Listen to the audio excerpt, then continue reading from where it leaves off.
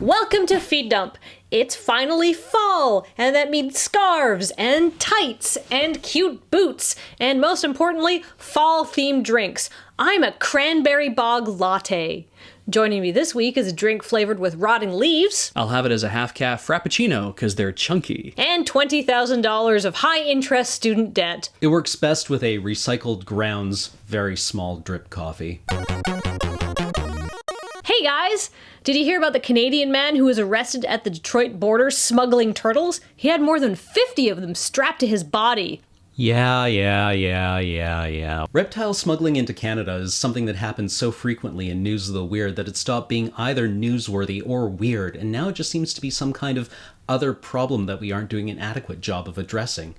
Maybe somebody with more journalistic integrity than Feed Dump could actually look into this. If you're a journalist with questions regarding the smuggling of reptiles into Canada, please contact anyone but us, care of Canadian Broadcasting Corporation, Hit Yourself in the Head with a Hammer Lane, Ottawa. Speaking of Canada, an Air Canada internal bulletin has been leaked threatening to pursue criminal charges against pilots who watch porn in the cockpit. Insert cockpit joke here is actually the title of the film in question. Damn it, pilots, you should have to spank it in a small airplane bathroom, just like the rest of us. Where it's windowless so nobody can even see you and it's totally joyless. Luckily for Feed Dump, we actually have some of the text of that internal memo.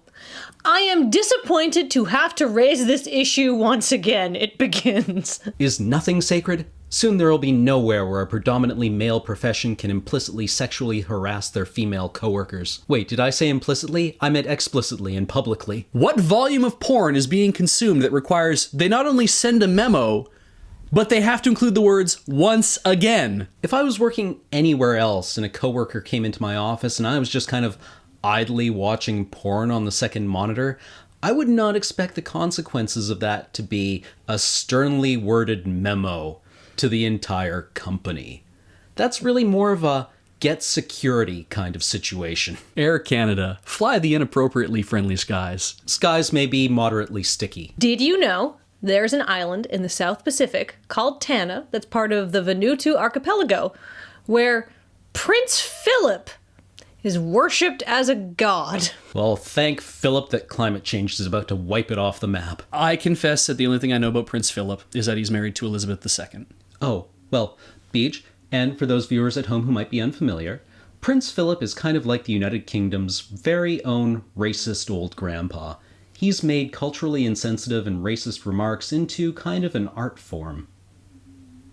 A publicly funded art form. So what happened here is, in 1974, Prince Philip and Queen Elizabeth visited the island. And the island's native people have a myth about the son of a mountain spirit who will present himself as a pale-skinned man who journeyed from far away to marry a powerful woman. And so when Elizabeth and Philip showed up, they're like, holy shit, that's the guy! And he has since given them 3 portraits, which are some of their most prized possessions. So wait, let me get this straight.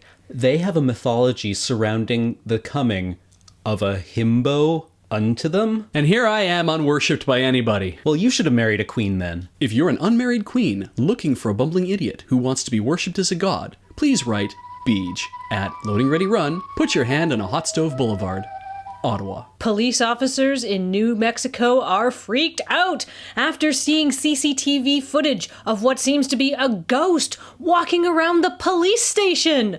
Woo! Seriously. In my experience, it's usually just a police officer in their clan outfit going to their locker room. They think it's a ghost. These people have guns, and sometimes tanks. So the officer who saw this ghostly apparition reported it to his boss, and they agreed that it had to be a ghost, because otherwise, how could something walk into the station without the gate opening and the alarm sounding? However, not everyone agrees. Some people are skeptical, including paranormal investigator Brian Bonner, who told the Huffington Post the image appears to have been caused by a small insect crawling across the plastic case that houses the lens of the camera. I don't... Shh.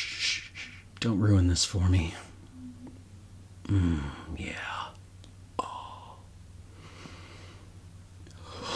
If you found Cameron's apparent sexual gratification at the extreme stupidity of the New Mexico police in any way offensive, please write to Oh Go Away, You're Not Fun, Elbow to the Face, Crescent, Ottawa. If you were intrigued by Cameron's apparent sexual gratification at the New Mexico Police Department's incompetence, please write to Higher, Lower, Crescent, Ottawa, Canada. Sir Roger Moore, former 007 and noted humanitarian, had to take to Twitter to correct the Torquay Herald story about him, saying he was enjoying a Scotch egg at a Devon pub.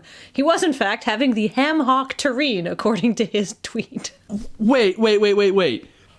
Roger Moore has a knighthood? Prince Philip is worshipped as a god? Why do all the old British men get all the good shit? Whoa. Let's not forget that he had to eat something called a ham hock tureen. He's in Torquay. Did Basil Fawlty serve him this tureen? Also, wait, hold on. The Scots lay eggs? And we let them stay? No, they're fresh. Chefs just opened the tin. And on that classic comedy line, we must call this episode of Fawlty Towers Dump to a close. But remember, there may be better sources of news, but they don't have this hat, which is a white tiger hat. It's very similar to the lion hat, but it's even slightly cuter. Yeah, rare. I don't know, I didn't really have an exit strategy planned here. I was just put on the hat and go. Jazz hands.